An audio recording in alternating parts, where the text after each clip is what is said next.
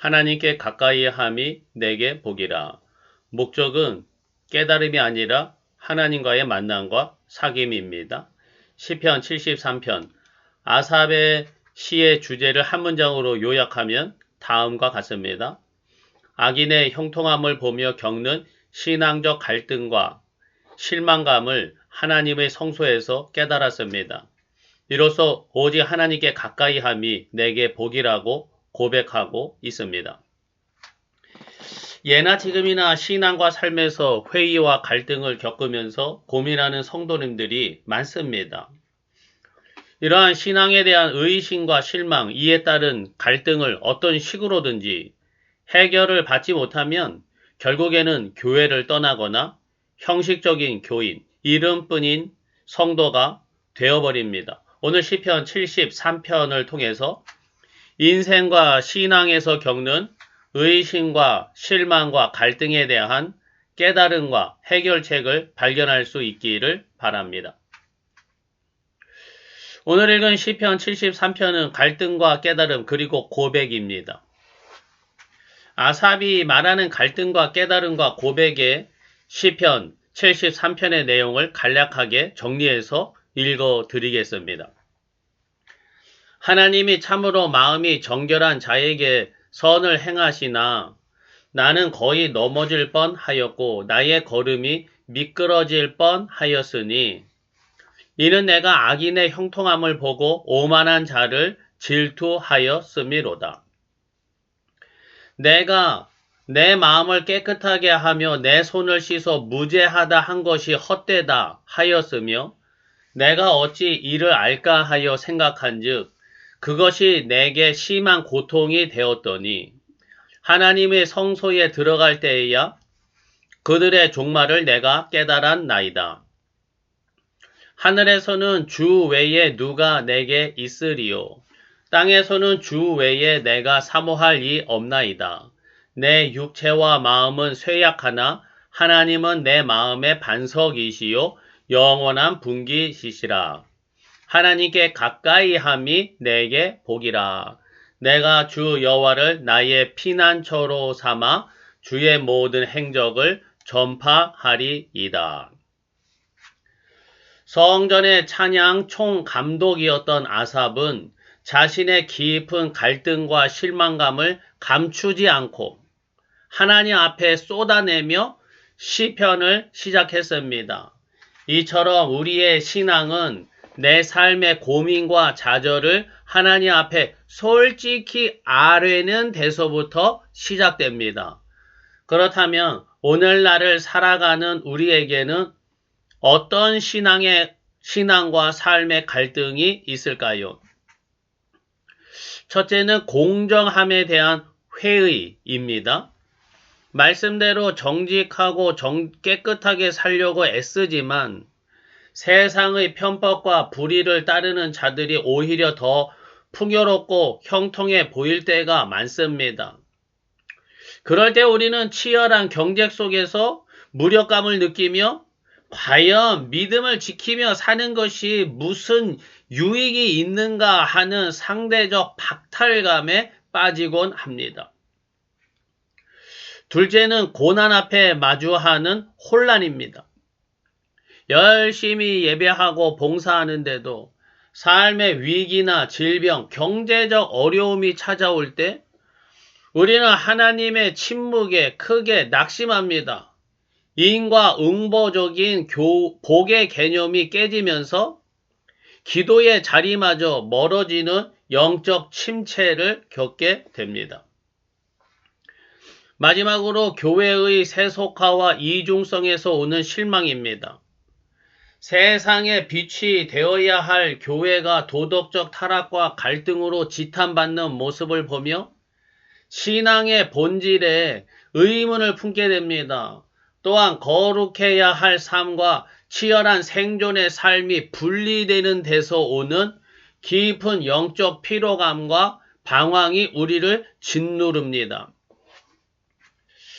이 아삽이 위대한 시편을 남길 수 있었던 이유는 자신 내면에 꿈틀거리는 실망과 질투 그리고 신앙적 회의감을 도망치거나 숨기지 않고 그대로 직시했기 때문입니다. 우리는 종종 믿음이 없다는 소리를 들을까봐 혹은 스스로 죄책감이 들어서 내 안에 원망과 의심을 억누르곤 합니다.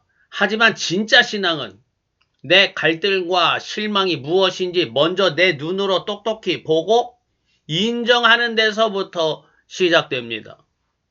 내 마음이 왜 낙심해 있는지, 무엇 때문에 억울하고 흔들리는지 그 실체를 분명히 알아야 하나님 앞에서도 정직하고 명확하게 아랠 수 있기 때문입니다. 이 시간 내 안에 숨겨진 아픔과 방황을 애써 포장하지 말고 날 것 그대로 있는 그대로 대면해 보시기 바랍니다. 그리고 아삽처럼 그 마음을 들고 하나님께 나아가십시오. 나의 갈등과 실망감 등의 문제를 분명히 알고 주님 앞에 쏟아놓을 때 하나님께서는 우리의 솔직한 기도를 들으시고 하나님과의 새로운 만남으로 들어가게 하여 주십니다. 그렇게 자신의 깊은 갈등과 억울함을 쏟아놓던 아삽은 마침내 발걸음을 옮겨서 하나님의 성소로 들어갑니다. 바로 그곳 성소에서 갈등과 실망감으로 복잡했던 그의 마음이 교정되기 시작합니다. 이 세상의 기준으로는 도저히 이해할 수 없었던 악인들의 화려함이 실상은 미끄러운 곳에 서 있는 허무한 종말일 뿐임을 성소에서 비로소 깨닫게 된 것입니다. 내 안에 실망을 가지고 주님 앞에 나아갈 때 우리 역시 아삽처럼 세상이 줄 수 없는 하늘의 깨달음을 마주하게 됩니다. 17절 하나님의 성소에 들어갈 때에야 그들의 종말을 내가 깨달았나이다. 매우 유명한 성경 구절이죠. 많은 성도님들이 이 말씀을 가지고 나도 이렇게 깨닫게 해달라고 기도를 하죠. 그렇다면 아삽은 성소에 들어갈 때 깨닫기 위해서 들어갔을까요? 성소에 들어가는 목적이 깨닫기 위함일까요? 아닙니다. 아삽은 깨닫기 위해 성소에 들어간 것이 아니라 깨닫지 않는 못하는 갈등과 너무나 무거운 실망감을 견디다 못해서 오직 하나님 한 분만을 바라고 성소에 나아갔을 뿐입니다. 성소는 내 의문을 해결하는 정답 연구소가 아니라 하나님의 임재를 마주하는 하나님과의 만남의 자리입니다. 깨달음은 아삽이 목표로 삼은 결과가 아니라 하나님을 예배하고 하나님의 품에 머물 때 위로부터 자연스럽게 주어진 은혜의 선물이었습니다. 깨달음을 얻기 위해 예배드리고 성경을 읽는 것이 잘못은 아니죠. 하지만 깨달음 자체에 몰두할 때 심각한 영적 문제가 생길 수 있습니다. 첫째는 신앙이 지나치게 이성적으로 지적인 만족에 머물게 된다는 점입니다. 내 마음에 와닿는 깨달음이 없으면 예배에 실패했다고 느끼거나 은혜를 받지 못했다고 오해하게 됩니다.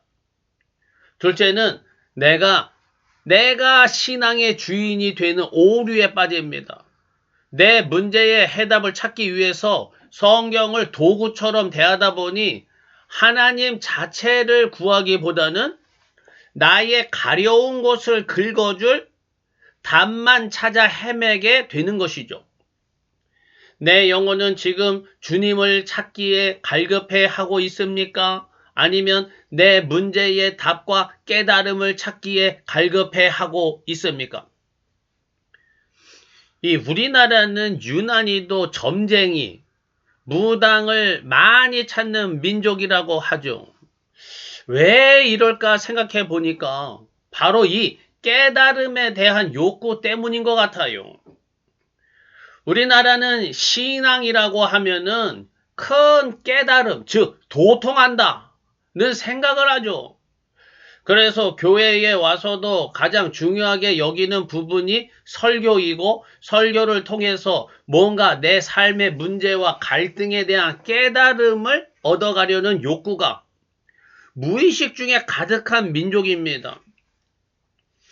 그런데 이 신앙의 핵심은 문제 해결과 의문 해결을 위한 깨달음이 본질이 아니거든요.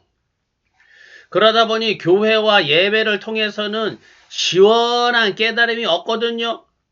직성이 안 풀리는 거죠. 그러니까 찾는 곳이 점쟁이 무당을 찾아요. 깨달음, 문제, 해결 중심의 신앙이 결국에는 더 큰 방황과 불만족과 탈진에 빠지게 만드는 겁니다. 그렇다면 시편 73편 아삽이 성소에 나아갔다는 것은 무슨 의미일까요? 아삽이 성소에 나아간 것은 답을 알아내기 위한 방문이 아니었습니다. 오히려 첫 번째, 문제 해결이 아닌 주권의 인정이었습니다. 아삽이 성소에 들어갔다는 것은 내 머리로 하나님을 심판하고 판단하고 세상의 불의를 판단하던 재판장의 자리에서 내려왔음을 뜻합니다. 성소는 하나님의 임재가 있는 곳, 하나님이 왕이신 곳입니다. 아삽은 내 지식과 이성으로 인생의 수수께끼를 풀어내려던 교만을 내려놓고 하나님, 저는 도저히 이해할 수 없으니 주님의 처분만 바라봅니다 하며 하나님의 주권 앞에 무릎을 꿇은 것입니다. 두 번째, 지식 습득이 아닌 관계의 회복이었습니다.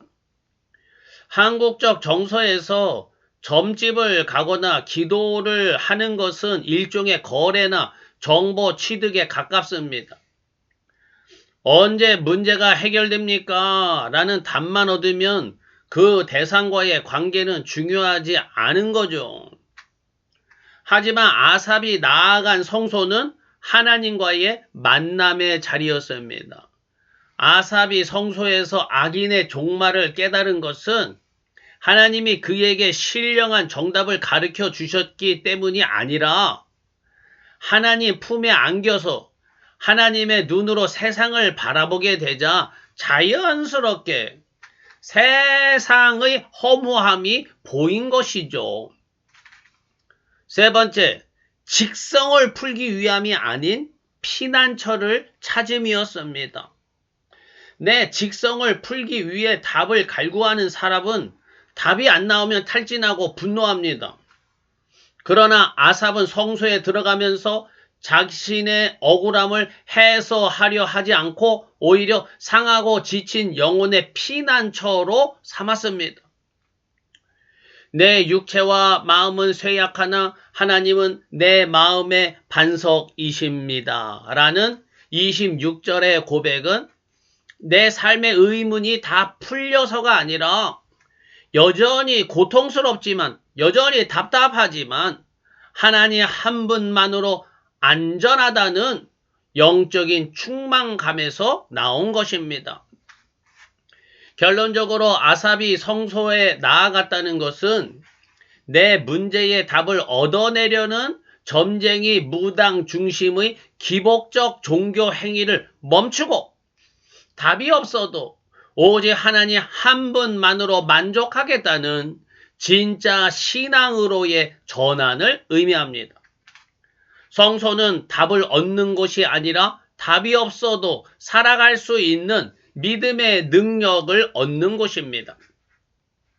우리가 매일 반복하는 예배, 성경 읽기, 기도의 자리가 아삽이 경험한 성소가 되게 하려면 우리의 태도와 목적이 완전히 바뀌어야 합니다. 한국인 특유의 내 가려운 것을 긁어줄 답을 찾는 종교의식을 넘어서 진짜 아삽의 성소로 들어가는 구체적인 방법 3가지를 제안합니다. 첫째, 예배의 자리. 판단자가 아니라 예배자로 앉기. 많은 성도들이 예배 시간에 설교를 들으며 오늘 말씀은 나에게 어떤 답을 주나, 오늘 설교는 얼마나 은혜롭나 평가하며 지시적 깨달음을 사냥하듯 앉아 있습니다. 이제는 이렇게 해보세요. 예배의 자리에 나아갈 때 주보를 펼치거나 자리에 앉자마자 이렇게 기도하십시오. 하나님, 오늘 내 직성을 풀려고 온 것이 아니라 왕이신 주님의 주권을 인정하러 왔습니다. 설교를 통해 답을 얻지 못해도 오직 하나님 한 분만 높여드리는 것으로 만족하게 하소서. 내 뜻을 관철하는 자리가 아니라 주님의 뜻 앞에 나를 꺾는 자리가 될 때 비로소 그 예배당은 성소가 됩니다. 둘째, 성경 읽기의 자리, 정보가 아니라 음성을 구하기. 성경을 읽을 때 오늘 내 문제의 해결책이 어디 있나 하고 정답책 찾듯이 뒤적거리거나 성경 한 장을 해치우듯 읽는 것은 점쟁이에게 점괘를 뽑는 것과 다를 바 없습니다. 이렇게 해보세요. 성경을 읽기 전에 잠시 숨을 고르십시오. 그리고 하나님, 지식을 얻기 위해 읽지 않겠습니다. 하나님이 어떤 분이신지 알기를 원합니다. 주님의 성품을 보여주소서라고 기도하세요. 본문을 읽으며 성경을 읽으며 왜 악인이 잘 살지라는 내 의문의 답을 찾으려 하기보다는 이 상황에서 하나님은 어떤 마음이실까? 라며 하나님의 마음의 주파수를 맞추십시오. 성경은 내 문제를 푸는 공식이 아니라 하나님과 대화의 수단입니다. 셋째, 기도의 자리. 내 요구를 멈추고 임재 안에 머물기. 우리의 기도는 대개 내 갈등과 실망을 쏟아놓은 뒤에 이렇게 해주세요 라고 청구서를 밀어넣고 서둘러 끝이 납니다. 직성이 풀릴 때까지 소리 지르고 나면 기도를 잘 했다고 착각하곤 합니다. 이제는 이렇게 하세요. 기도의 시작은 아삽처럼 내 솔직한 갈등을 있는 그대로, 날 것 그대로 아뢰는 것이 맞습니다. 그러나 거기서 끝내지 마시고 내 요구를 다 쏟아 놓은 후에는 반드시 입을 닫고 침묵하는 시간을 가지십시오. 주님, 내 생각과 욕심을 다 쏟아냈으니 이제 주님의 평안으로 나를 채워 주소서 하며 주님의 품 안에 가만히 머무는 훈련을 합니다. 기도는 내 뜻을 하늘에 관철시키는 수단이 아니라 하나님 품 안에서 내 영혼이 보호받는 안식의 시간이기 때문입니다. 요약하자면 아삭과 같이 성소로 나아간다는 것은 내가 중심이 되어 답을 요구하던 자리에서 내려와서 하나님 중심이 되시는 임재 안으로 들어가는 것입니다. 그렇다면 여러분, 도대체 우리의 삶과 신앙의 목적은 무엇입니까? 여전히 내 삶의 문제는 풀리지 않고 세상은 불공평해 보이며 깨달음은 조차 없을 때 우리는 어디로 가야 합니까? 오늘 성경은 우리에게 명확한 답을 제시합니다. 시편 73편 28절입니다. 하나님께 가까이 함이 내게 복이라. 하나님께 가까이 함이 내게 복이라. 신앙의 목적은 내 직성을 풀만한 깨달음을 얻거나 삶의 문제를 해결받는 것이 아닙니다. 진짜 복은 답이 없는 상황 속에서도 오직 하나님 한 분만을 내 영혼의 피난처로 삼고 그분께 더 가까이 나아가는 것 자체입니다. 그 주님의 임재 안에 머물 때 세상이 줄 수 없는 평안이 임합니다. 이제 내 만족을 위한 종교적 행위를 멈추고 오직 주님만 갈망하십시오. 삶의 모든 의문 속에서도 오직 하나님께 가까이 함으로 충분함을 누리는 참된 평안과 안식이 저와 여러분의 삶에 가득하기를 축복합니다. 아멘.